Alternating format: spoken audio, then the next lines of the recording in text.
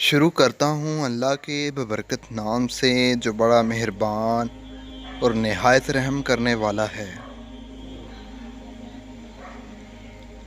शहादत इमाम हुसैन के बाद जब आले रसूल सल्लल्लाहु अलैहि वसल्लम को कैद करके हज़रत इमाम हुसैन रज़ी अल्लाह तआला अन्हु के सर मुबारक को तन से जुदा करके नेज़े पर बुलंद करके शाम की तरफ ले जाया गया, तो जहाँ जहाँ से यजीद का काफ़िला गुज़र रहा था, लोग पूछ रहे थे कि ये किसका सर है और ये बीबियाँ कौन हैं। जिसको भी मालूम हो कि ये रसूलुल्लाह सल्लल्लाहु अलैहि वसल्लम का ख़ानदान है, तो हर कोई दिल ही दिल में इन पर लानत करता रहा और कोशिश ये थी कि ऐलान हमारे शहर ना रुकें।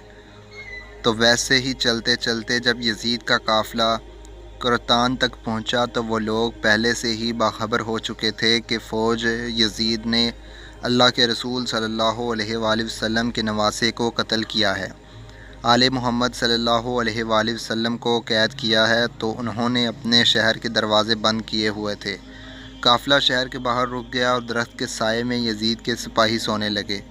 जब रात होने लगी तो राहब करीब आता है और देखे कि एक नूरानी सर है जिस पे आसमान से फ़रिश्ते आके सलाम कर रहे हैं और वो सर कुरान की तिलावत कर रहा है। जैसे ही अपने घर वापस गया तो पूरी रात सोचता रहा कि ये किस मुक़द्दस हस्ती का सर है। बस फ़ौरन सुबह आके सिपाहियों से पूछने लगा कि ये किस हस्ती का सर है। फ़ौज यजीद ने कहा, ये हज़रत इमाम हुसैन रज़ी अल्लाह तआला अन्हु इब्ने अली का सर है। तो इसने पूछा कि कौन हुसैन? इतने में शिमर कहने लगा, हुसैन फ़ातिमा का बेटा, मोहम्मद का नवासा।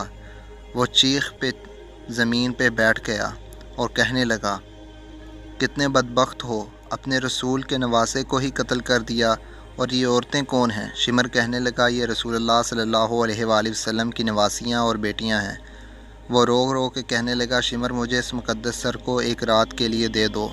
शिमर कहने लगा कि ये काफ़िला अब शाम जाके रुकेगा, क्योंकि यजीद ने हमें बहुत बड़ा इनाम देना है। राहब कहने लगा कि मेरे पास 10,000 दिरहम हैं, अगर एक रात के लिए सर दे दो तो वो मैं तुम्हें दे दूँगा। सब आपस में सलाह मशवरा करने के बाद इस बात तक आ पहुँचे कि एक रात और रुकते हैं। बिलाखिर इन ज़ालिमों को 10,000 दिरहम देकर राहिब हज़रत इमाम हुसैन रज़ी अल्लाह तआला अन्हु का सर लेके अपने घर आ गया और एक पत्थर पे आके इस सर को रखा और ज़ारो के तार रोने लगा। इतने में हज़रत इमाम हुसैन रज़ी अल्लाह तआला अन्हु के सर से आवाज़ आई, ए राहिब, याद कर जब तू औलाद की दवा करवाने के लिए मेरे नाना के पास आया था और तुम्हारे मुकद्दर में औलाद नहीं थी। मैंने अल्लाह से दुआ की, अल्लाह ने तुझे 7 बेटे अता कर दिए और तुमने कहा था कि एक मर्तबा मेरे घर आना। ए राहिब, आज मैं हुसैन तेरे घर ही आ गया। बस जैसे ही हज़रत इमाम हुसैन रज़ी अल्लाह तआला अन्हु के सर से ये आवाज़ सुनी, राहब ज़ोर ज़ोर से रोने लगा और कहने लगा, ऐ मेरे आका हुसैन, मुझे माफ़ कीजिए।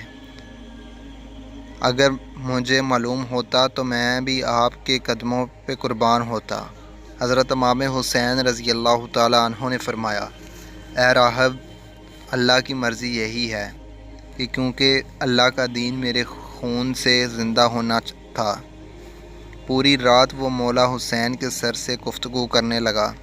जब सुबह का वक्त करीब आया तो राहिब ने सोचा कि मैं मौला हुसैन का सर वापस कैसे करूं। तारीख़ ने लिखा है, वो जो 7 बेटे हज़रत इमाम हुसैन रज़ी अल्लाह तआला अन्हु की दवा से मिले थे, उनमें से एक बेटे का सर कलम करके शिमर के पास ले गया।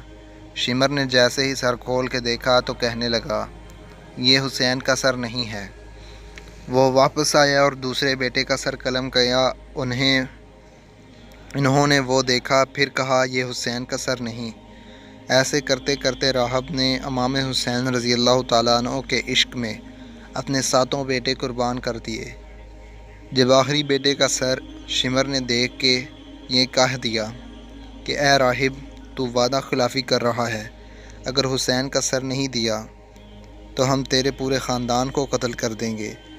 बस जैसे ही वापस अपने घर पहुंचा تو حضرت امام حسین رضی اللہ تعالیٰ عنہ کے سر سے آواز آنے لگی، اے راہب، اپنے سارے بیٹوں کے سر ان کی گردن کے ساتھ رکھو، اللہ کے کرم سے تمہارے سارے بیٹے زندہ ہو جائیں گے، اور میرے سر کو اٹھاؤ فوج یزید کے حوالے کر دو، کیونکہ یہ اللہ کی مرضی ہے، ہمیں شام تک پہنچنا ہے اور ہر گلی ایک بازار سے گزر کر قرآن کی تلاوت سنانی ہے، میری بہن زینب کو خطبے دینے ہیں، اور ایک بازار سے گزرتے ہوئے اسلام کی تبلیغ کرنی ہے۔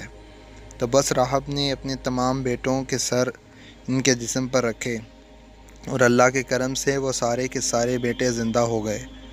پھر روتا ہوا حضرت امام حسین رضی اللہ تعالیٰ عنہ کے سر مبارک کو فوج یزید کے حوالے کرتا ہے اور کہتا ہے کہ کتنے بدبخت ہو تم کہ اپنے رسول صلی اللہ علیہ وآلہ وسلم کے نواسے کو قتل کرتے ہو اور ان کی بیٹیوں کو قید کرتے ہو، ان پہ ظلم کرتے ہو، تمہارا یہ ظلم قیامت تک تمہارے لیے لعنت بچ جائے گا۔